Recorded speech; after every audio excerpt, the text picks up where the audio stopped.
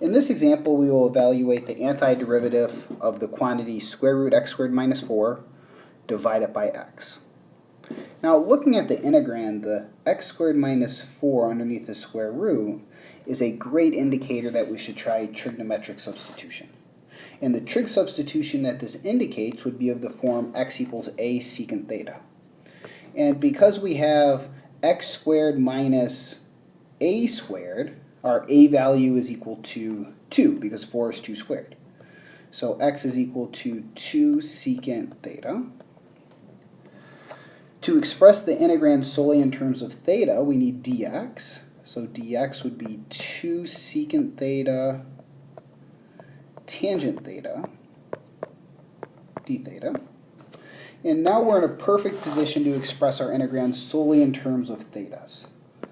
So we'll have the square root of, well, x squared would be 4 secant squared theta minus 4, all divided by 2 secant theta, multiplied by dx, which is 2 secant theta tangent theta.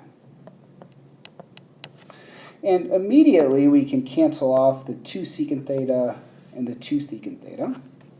Additionally, once we apply this trig substitution, we should immediately be looking for a corresponding trigonometric identity to apply. And note, if we look at what's underneath the square root, we can do a small bit of simplification here and write that as the square root of the quantity 4 times secant squared theta minus 1. And secant squared theta minus 1 is tangent squared of theta. So that's our trigonometric identity. So underneath the square root we have 4 tangent squared, so that's going to become a 2 tangent. Tangent times tangent leaves us with a leftover tangent squared. Now note, every time you do a trigonometric substitution, you apply that identity, it's going to become, hopefully, a familiar trigonometric integral that we can evaluate. And this should be a familiar trigonometric integral.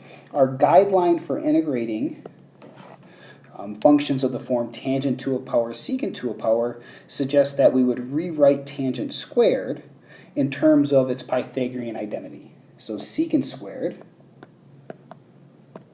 minus 1. And the reason we do this is because secant squared and 1 individually are functions that we can easily antidifferentiate. So you have 2 times the antiderivative of secant squared, which is tangent, minus 2, because we're distributing this 2, which is out front, to each of the terms in the integrand. So minus 2 times the antiderivative of 1, which is theta, plus c. And recall, every time we do a trigonometric substitution to an indefinite integral, we need to express our final answer back in terms of x, and the easiest way to do so is to just draw a triangle. So our substitution is x equals 2 secant theta. So x over 2 is equal to secant theta. So if we draw a right triangle and label our angle theta, secant of theta is x over 2. Then we have to label this remaining leg. So via the Pythagorean theorem, that's the square root of x squared minus 4. And keep in mind that this x squared minus 4 that goes in the square root should be the expression that prompted the trigonometric substitution. And now putting this all together, so 2 tangent theta. Tangent theta would be the square root of x squared minus 4 over 2 minus 2 theta.